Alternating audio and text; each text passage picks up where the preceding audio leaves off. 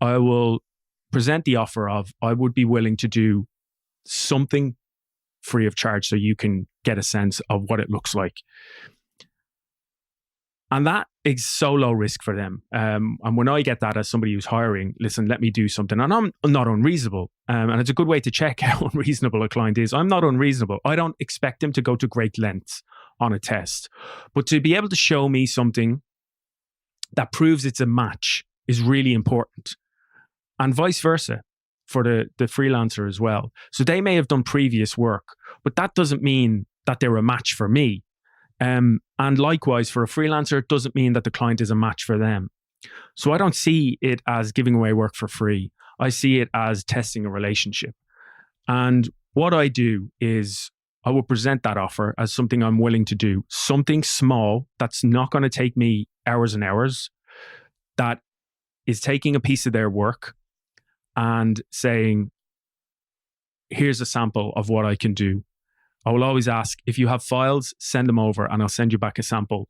If it's an ongoing podcast project, I might say, let me do the first one. Because generally, straightforward editing on a podcast is not going to take me a huge amount of time. And here's why it's worth it.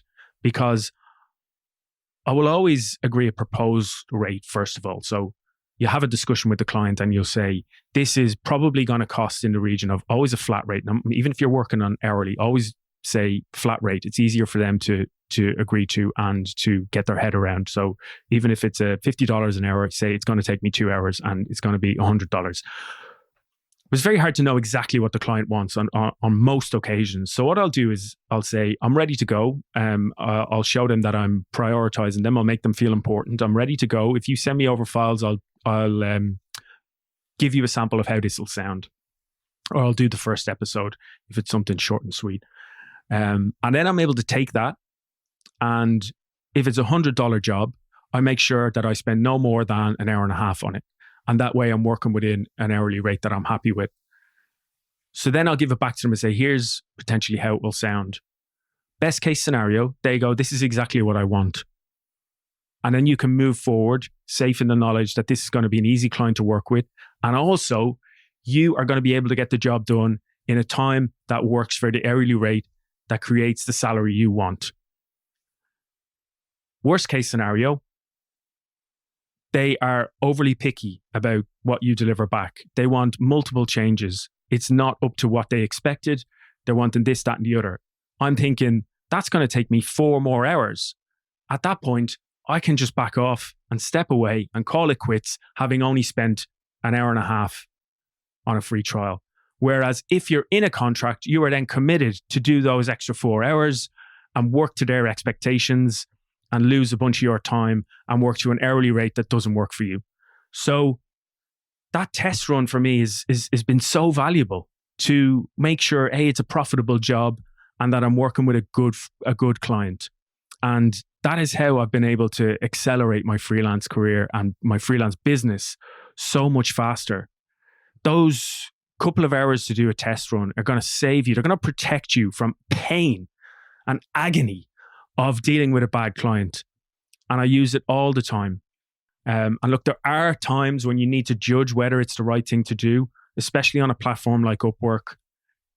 Never agree if it's their suggestion. I would say it's something you should offer. Always agree the proposed potential rate, first of all.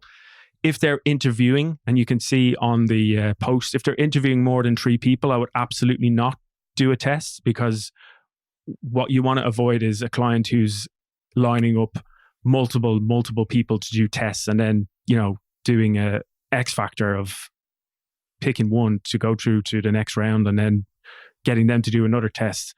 You don't want that. You want to create some sort of understanding, good communication with the client early on. And then you want to agree to a test and see what the relationship might look like on an ongoing basis. See how picky they are. See what changes they want. See how that fits with your time versus the money that they're willing to pay.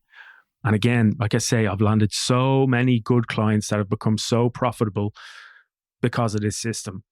So That's my case for why working for free sometimes is super beneficial as a freelancer and a great strategy for lining up new clients, making zero risk for them, but more importantly, protecting your time and making sure that every job you get is going to work for you.